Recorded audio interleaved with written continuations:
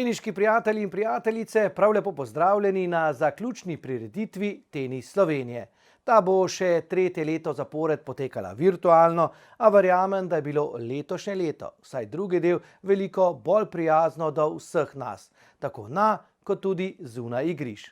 Predlagam, da začnemo. Najprej nas bo pozdravil predsednik Tenis Slovenije, gospod Andrej Slapar. Izvolite.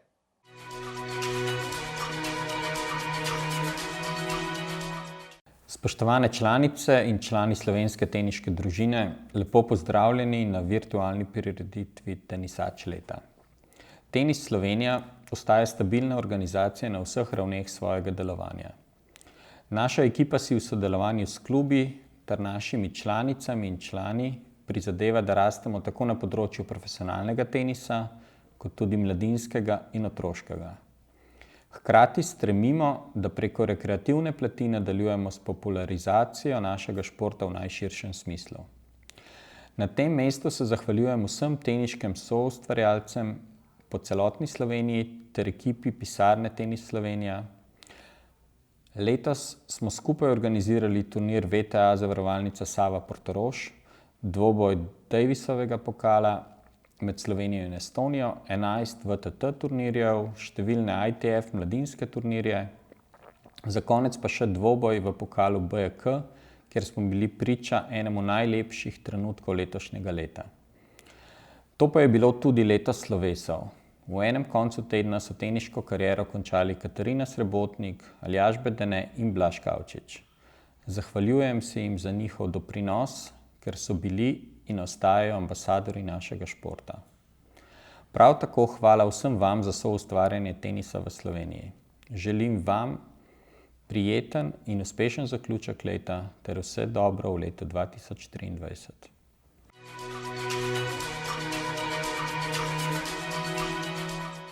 Hvala, gospod Slapar, mi pa bomo zdaj podelili prve nagrade. Kdo so torej najboljši posamezniki in posameznice v letu 2022? Naj opozorimo, da je kriterij mesto ob koncu sezone na slovenski lestvici. Poglejmo od najmlajših do najstarejših. V kategoriji do 12 let sta bila leta 2022 najboljša Sara Kovačevič, teniški klub Maja Matevžič in Matija Kozjak, Center Court. V kategoriji do 14 let nagrado prejmeta Zoja Peternelj, teniška šola Radovljica in Žiga Šeško, teniški klub AS Litija. Pri 16-letnikih nagrado prejmeta Ela Nala Milič, Center Court in Matic Hribar, prav tako Center Court. Zdaj pa še 18-letniki, kjer sta najboljša Ela Nala Milič, Center Court in Bor Artnak, teniški klub AS Litija. In za konec še člani in članice. Tu sta najboljša Aljaž Bedene, Slovan Ljubljana in Kaja Juvan, ŠD LTA.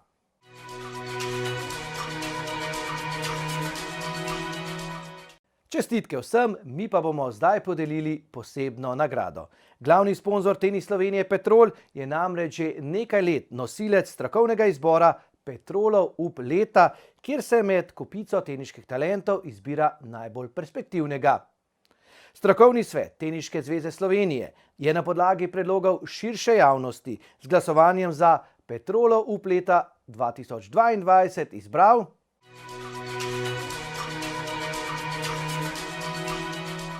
in zmagovalec v izboru Petrolov up leta je zdaj z nami. Čestitke torej za nagrado. Kaj vam pomeni ta nagrada? Pomeni mi veliko, seveda, trudil sem se veliko let, pa mi je fajn, da dobim eno tako nagrado. Pa gledal sem seznam, kjer so dobili to nagrado prejšnja leta, in so jo dobili, tako kot ste vi rekli, sami dobri igralci. In mi je fajn, da so letos izbrali mene, da mi je pomembno. Na kaj ste v letošnji sezoni najbolj ponosni? Lahko je rezultat ali pa kakšen dogodek, ki vam je ostal v spominu? Čez celo sezono meni se zdi, da sem delal kar lepe rezultate po teh turnirjih v Evropi, tekmoval sem do 14 let na Tennis Europe turnirjih. Najbolj mi je v spominu ostal na primer Evropsko prvenstvo, ki smo ga igrali na Češkem. Prišel sem v četrtfinale posamezno kot v dvojicah skupaj s Svitom Suličem, partnerjem. Pa bili smo na svetovnem prvenstvu ekipnem tudi z reprezentanco skupaj 5. Tako da to meni se zdi, je bil tudi kar lep rezultat. Pa Pred sezono sem si zadal cilj, da bi bil na končni lestvici Tennis Europe do 14 let med 10, kar mi je tudi uspelo, tako da sem ponosen na to. In kakšni so cilji v novi sezoni? Zdaj le pred sezono narediti eno fajno, dobro pripravljeno obdobje, da še izboljšam mojo igro, predvsem na kondicijski pripravljenosti. Ja, potem čez sezono, da bi nastopal na ITF turnirjih, tukaj po Evropi 5., 4. ranga, mogoče tudi kakšno 3. kategorijo, da bi začeti prihajal v polfinala, finala, takšen je moj cilj.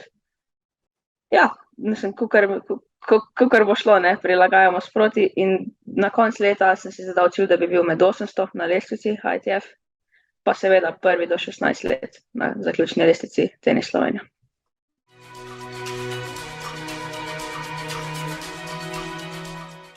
Hvala in srečno, mi pa zdaj nadaljujemo s podeljevanjem nagrad za leto 2022.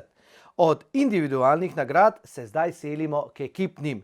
Ekipa je več kot le zbirka posameznikov, ekipna tekmovanja pa so vedno nekaj posebnega. Poglejmo torej zmagovalce teniških lig za leto 2022, kot vedno so bili ekipni dvoboji zelo zanimivi. Začenjamo pri najmlajših, liga do 12 let. Zmagovalci so postali Teniško društvo Slovan Ljubljana. Liga do 14 let. Pri deklicah so zmagovalke postale igralke Teniškega kluba Center Court. Pri fantih oziroma dečkih pa ŽTK Maribor. Smo že pri ligi do 16 let. Tudi tu je zmaga odšla v Maribor, k teniškemu klubu ŽTK Maribor. ŽTK Maribor je najboljši tudi v ligi do 18 let. Dobili smo tudi prvaka v drugi moški članski ligi, to so igralci teniškega kluba Top Tenis. Kdo pa so postale zmagovalke v prvi ženski članski ligi? To so igralke teniškega kluba Triglav Kranj. In za konec še moška članska liga. Tako kot lani so tudi letos zmagali igralci teniškega kluba Triglav Kranj. Zdaj pa še najboljši klub. Tu ni kaj dodati, na vrhu namreč ni nič novega. Še 20. leto zapored je najboljši klub v Sloveniji ŽTK Maribor. Čestitke! Pomemben del teniške družine pa so tudi seniori. Ti so uspešni tudi na mednarodnih tekmovanjih. V letu 2022 to najbolj velja za Barbaro Mulej. Barbara je namreč že 4-krat postala svetovna veteranska prvakinja, 3. v kategoriji 45+. Barbara je zdaj z nami. Barbara, kako časovne distance gledate na zadnji uspeh? Prvenstvo je poleti potekalo na Portugalskem. Zdravo. Ja, hvala za čestitke. Mislim, da je bilo, tako kot vsako leto skoraj, je bilo zelo podoben tudi prejšnjič. Seveda sem veljala za favoritko, večino deklet tudi poznam. Je pa res zanimiv, ker če ne igraš veliko turnirjev, je vsem tisti teden kar naporen, če ne drugega iz tega, da se boriš proti poškodbam, se pravi, da boš zdržal cel teden, ker je res naporen, sploh če igraš v več kategorijah. Tako da seveda mi je bilo v veselje, vsaka zmaga šteje nekaj. Je pa res, da vsakič, ko odigram, pa ko pridem relativno cela nazaj, se meni zdi to še toliko večji uspeh. Je ravno to, mislim, da si v 6 dneh odigrala 8 tekem. Kako zdržiš takšen ritem, kako ohranjate nekako pripravljenost čez leto? Jaz sem sicer zelo dobro pripravljena, veliko treniram, ne samo tenisa, tudi ostale športe, tako da lahko res rečem za sebe, da sem fit, ampak turnirji so čisto nekaj drugega. Tam greš vedno prek sebe, vsako tekmo, tudi če na koncu gleda se smela, če se enostaven, ne vem, rezultat gladek, ampak greš na vsako žogo več kot 100% in mišice niso navajene na to. Tako da, ko to delaš dan za dnem, v enem takem dosti kratkem obdobju, v enem tednu, recimo skoraj 10 mečev, se to res slej ko prej se pozna. In včasih je res treba sam en neroden gib in ti hitro gre kakšna mišica. Tako da ne morem reči, da nisem fizično pripravljena, je pa res, da mi pa manjka tekem oziroma turnirjev. Ravno to je ta želja po tekmovalnosti, po tekmovanjih ostala morda zaradi tistega predčasnega konca profesionalne kariere. Naj spomnimo, leta 1994 ste bili 111. na svetu. Ja, res zaključila sem prej to profesionalno kariero, kot bi si mogoče želela, oziroma časi so bili takrat tudi drugačni. Če zdaj pomislim nazaj, sem siguran tudi po zaključku igrala nekaj skoraj boljši tenis kot med aktivno kariero. Je pa res, da nikoli nisem pa čisto zaključila.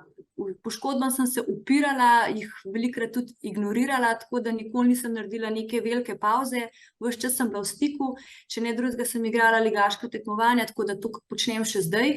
In ja, ta tekmovalen duh je siguran v meni in mislim, da ker bom igrala tenis, bo siguran to prisotno zraven. Pa veliko razmišljate o profesionalni karieri, morda kaj bi bilo, če je kakšen, če ste namreč tudi zmagovalka Orange Bowla. Niti ne razmišljam, zaradi tega, ker so bili takrat, ko sem jaz igrala, so bili čisto drugačni časi. Začela sem že, ne vem, ko je bila še Jugoslavija, se pravi v tistih časih, ko smo imeli res še ostale omejitve. Predstavljajte si, da sem jaz dobila možnost treniranja v dvorani šele, ko sem bila stara 14-15 let. Se pravi, vse ostalo prej je bila čista improvizacija. Smo se mogli znajti, kolikrat si se pa znajdu. Vse ostalo naprej se je pa tudi odvijalo povsem drugače, kot se recimo zdaj. Tudi točkovanje recimo v VTA je bilo veliko bolj naporno, res si mogel paziti, na kakšen turnir si šel, kako si igral, nisi si smel privoščiti nobenega spodrsljaja, ko jaz zdaj gledam dekleta, igrajo pač turnir za turnirjem. Včasih si en turnir malo zamočil, ti je povprečje v točkovanju takoj padel, tako da je bilo res, pritiska je bilo ogromen. Sploh ne moreš primerjati, kako je bilo to z današnjim časom. Tako da ne, jaz ne oziram se nazaj, tudi vesela sem, ker sem vzporedno delala šolo, tako da sem vedela, da nisem odvisna samo od tenisa oziroma nisem si niti želela tega biti. In tudi ni bilo nekih internetov, nisi vedel, kako izgledajo te stvari sploh izven Slovenije oziroma takrat Jugoslavije, Evrope.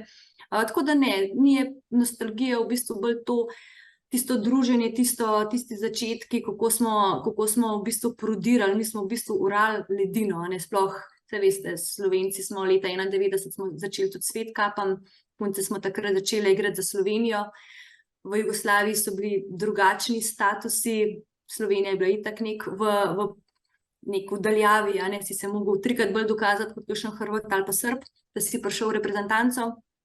Tako da ja, to je bila čisto druga situacija, ni mi žal, karkoli ne bi spremenila. Kot ste dejali, ste pa ostali v športu, ste zelo športna družina, kako pomemben je torej šport v vašem življenju? Zelo. Če lahko samo povem, da dneva ne začnem brez športa, pravi, smo kar dosti naporno službo, veliko ur preživim v službi, več kot običajnih 8 ur, ampak vse to vedno vtisnem oziroma noter dam tudi kar precej športa, od teka, se pravi kolesarjenja, tenis še zelo veliko igram, tako da pilates, brez športa, se pravi, ne mine pri meni noben dan, tako da mogoče še celo ona skrajnost, da ni niti enega dneva brez počitka. Hvala lepa in srečno v letu 2023. Hvala.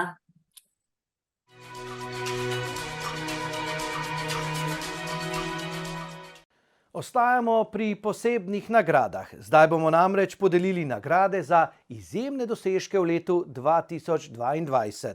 Strokovni svet je izbral dvojica Žiga Švec in Mak Mikovič, ki sta na Evropskem prvenstvu do 16 let osvojila bronasto medaljo. Ekipa dečkov do 14 let, ki je na svetovnem ekipnem prvenstvu osvojila 5. mesto. Igrali so Svit Suljić, Žiga Šeško in Maksim Despotovič. Trener je bil Matjaž Pogačnik. Pa poglejmo, kako po novem uspešnem letu razmišlja Svit. Svit, lep pozdrav. Podobno nagrado sta Žigo dobila že pred 2 letoma, takrat ste bili drugi na Evropskem prvenstvu. Kaj ti je morda najbolj ostalo v spominu na svetovnem prvenstvu? Poleg tega, da mi je v spominu najbolj ostalo dobra organizacija in odlična igra dvojice z Žigom, sem tudi spoznal veliko novih prijateljev. Se pa zelo rad spomnim, kako dobro smo bili povezani kot ekipa, zasluge pa grejo trenerju Matjažu in Maksimu. Kako pa si zadovoljen z letošnjim letom in rezultati? Predvsem si želim izboljšati fizično pripravljenost, sem pa vesel, da sem zaključil sezono brez večjih poškodb.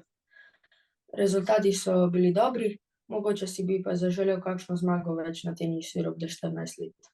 Kaj vse pa te čaka morda v letu 2023? Letos si na primer tekmoval in tudi že zmagoval na turnirjih ITF do 18 let. Ja, res je, zadnji turnir v letošnji sezoni sem bil v Savdski Arabiji, kjer sem osvojil dvojno krono. Zelo podobno kot lani, ko sem bil na Floridi, kjer sem osvojil Orange Bowl in potem zaključil sezono. V letu 2023 me čaka ogromno ITF turnirjev in evropsko, prav tako svetovno prvenstvo, kjer bom s ponosom branil barve Slovenije. Je pa tu treba omeniti tudi en močen turnir v Franciji, ki se imenuje Les Petites. Je znan po tem, da je neuradno svetovno prvenstvo, saj pridejo igrati najboljši igralci do 14 let iz celega sveta. Hvala lepa in srečno. Držimo pesti, torej, da bodo naši mladi igralci in igralke uspešni tudi v letu 2023, nam pa so preostale le še 3 nagrade. Najprej bomo izvedeli, kdo je najboljši trener. Lani je bil to Marijan Čuk, letos pa je najboljši trener Zoran Kranjc. Čestitke!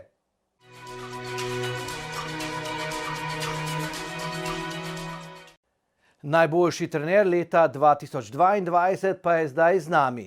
Zoran, torej, kaj vam pomeni ta nagrada? Podelili so vam jo stanovski kolegi in tudi verjetno ne samo zaradi uspehov s Kajo Juvan, ampak tudi zaradi preteklega kakovostnega dela. Kaj vam torej pomeni? Najprej bi izkoristil priliko Anže in bi se stanovskim kolegom zahvalil, trenerjem, za izglasovano nagrado. Nagrada zmeraj pomeni eno priznanje za tisto, kar človek počne v življenju, ali je počel, ali pa mogoče še ena spodbuda za naprej, da bo še počel. Tako da hvala lepa in ja, veliko mi pomeni. Tenis oziroma šport se vračata po težkem obdobju zaradi koronavirusa. Kaj ste se morda vi naučili v tem obdobju? Za vse nas, ki smo delali v tem obdobju z igralci, ki se šele prebijajo oziroma so se prebili do nekega nivoja, je to obdobje pomenilo odlično možnost, da nadoknadimo tisto, kar sicer ne bi mogli natrenirati v času turnirskega ritma. Veliko tega smo postorili v tistih mesecih, ko smo trenirali v zaprtih prostorih doma. In ja, na nekatere dneve se je zgodilo tudi do 2000 udarjenih žogic po igralcu, ko smo to naredili lahko recimo v nekaj urah dnevnega treninga.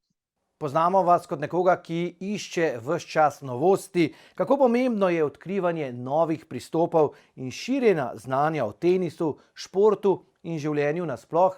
Brez vsesplošnega odpiranja vrat in raziskovanja v materiji, s katero se ukvarjamo, ni napredka. Jaz mislim, da je vsakemu trenerju prej ali slej jasno, da vsi na svetu znajo udarjati forehande, backhande, torej leži odgovor nekje drugje, ne. Kdor si ni prečital analize statističnih podatkov, meče recimo primer Pariza, Masters, Rune, Djokovic in iz tega je bilo razvidno, na kakšen način je Rune lahko sploh premagal Djokoviča. Tisti je v razvoju, v zastoju, torej za razvoj je nujno potrebno spremljati stvari in uvajati novosti v trening, koliko se to le da. Veliko igralcev kaže to nagnjenost že v začetku, mi moramo to samo spoznati še trenerji. Težko jih je kaj učiti, boljše reči temu, da jih moramo usmerjati v nekem tistem notranjem njihovem lastnem zanosu, sposobnostih in tako dalje. Kakšen pa je morda vaš nasvet za leto 2023, morda tudi želja za vse tiste, ki imamo radi tenis? Mogoče tole vprašanje razdelim na 3 podvprašanja. Najprej na rekreativce, ki radi igrajo v Sloveniji tenis, njim mogoče sporočilo, da so za njih veljajo enake zakonitosti, kot veljajo za igralce na ATP turu in WTA turu. Torej, če si bojo malo pobrskali po statistikah teh najboljših teniških igralcev, moram povedati, da bojo našli tudi zase veliko motivacije za leto 2023 tam noter, ker so zakonitosti zelo, zelo podobne. Če se z željami dotaknem še mogoče tekmovalcev. Za tekmovalce bi svetoval, da si pogledajo mogoče v letu 2023 intervju, ki ga je dal Carlos Alcaraz, ko je z 15 leti pristopil na Akademijo Juan Carlosa Ferrera in je zelo popularen, koliko slišim na YouTubeu. Govori o tem, s kakšno intenzivnostjo in s kakšnim obsegom dela se soočil, ko je prestopil v 15 letu k njegovi akademiji. Za trenerje bi pa bil zelo kratek, rekel bi, da naj bodo inovativni, naj ne ponavljajo ustaljenih vzorcev, naj se spustijo v materijo. Delamo z isto talentiranimi otroci v Sloveniji, kot so to v Italiji ali Angliji ali v Avstraliji, vendar je od okolja odvisno in stimulansov, ki jih dajemo, ali bomo te otroke uspeli upeljati na pot profesionalnega tenisa. Toliko mogoče z teh zornega kota teniškega. In srečno vsem, seveda.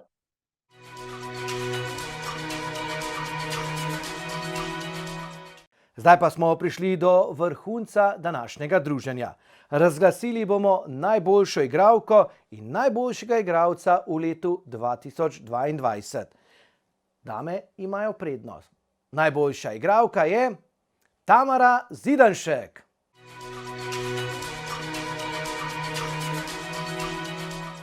In Tamara je zdaj z nami. Tamara, lep pozdrav. Drugič zapored ste prejeli to nagrado. Tokrat je bilo leto veliko težje kot lansko. Kako bi ga opisali?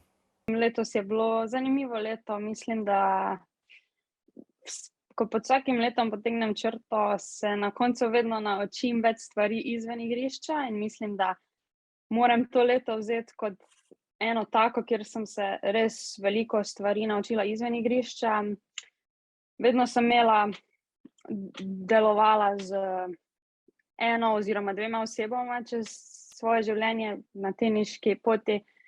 Letos pa sem imela veliko več različnih mnenj in mislim, da tudi to je potrebno v nekem delu teniške kariere, da si malo ustališ pot, izveš malo več mnenj in ja, mislim, da bom to tudi vzela kot eno lepo izkušnjo za naprej. Kako zdaj gledate morda na vse težave, ki so se pojavile letos? Kako drugačna je morda Tamara, kot je bila na začetku leta 2022?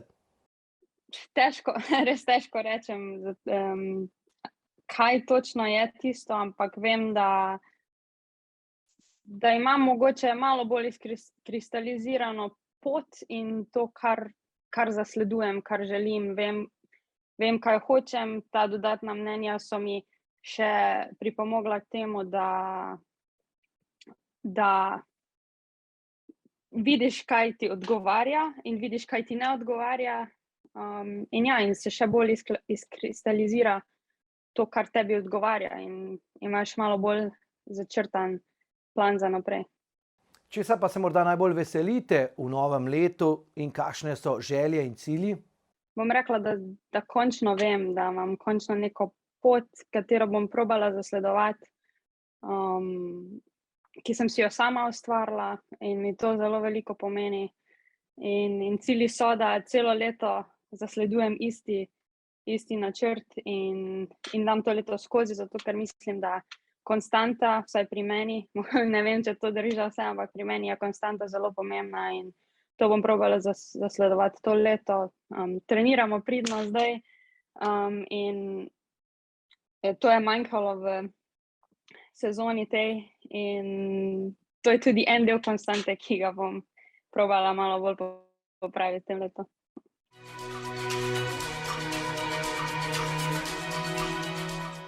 Najlepša hvala in srečno v letu 2023. To je bila torej Tamara Zidanšek. Zdaj pa še zadnje dejanje. Najboljši igralec v letu 2022 je seveda Aljaž Bedene.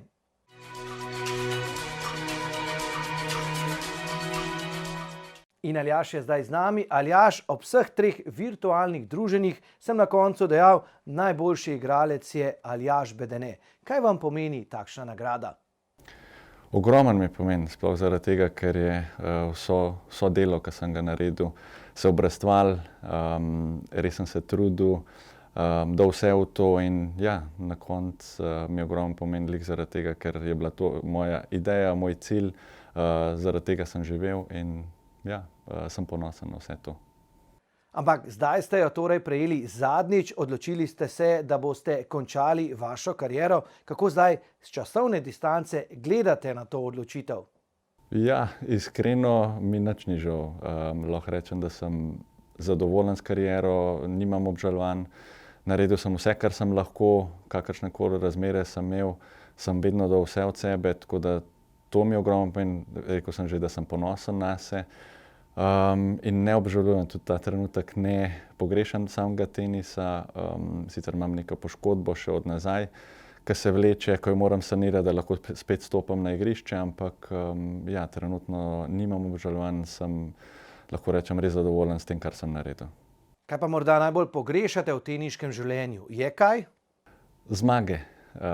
Tisti feeling, ki si naredil neko delo vzadi, včasih šel čez sebe, se spraševal, zakaj mi je sploh tega treba, na koncu pa pač prišel do velikih zmag in lahko rečem, da pogrešam same zmage, sam tisti občutek, da je bil delo dober. Kaj pa vam je dal tenis? Kaj vas je naučil, da lahko zdaj živite bolj bogato življenje, tako osebno kot tudi poslovno? Zdaj, ko pogledam za nazaj, v bistvu lahko rečem, da sama organizacija ni bila moja dobra stran.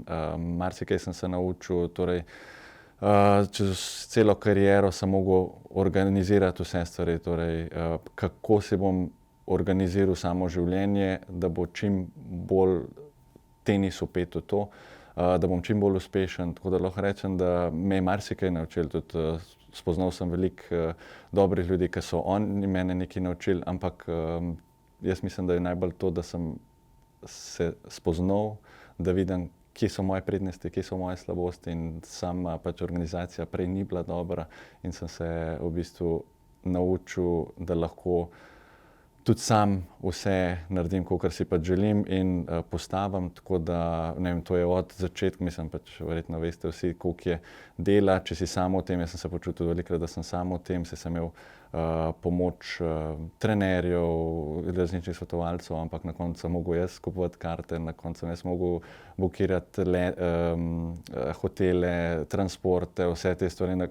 Ta trenutek se mi ne zdi velik, ker sem pa začel, bilo pa ogromen, ampak vidim pol tudi kasneje, ko končam, je vse to lažje, zato ker sem pač čez vse to šel čez.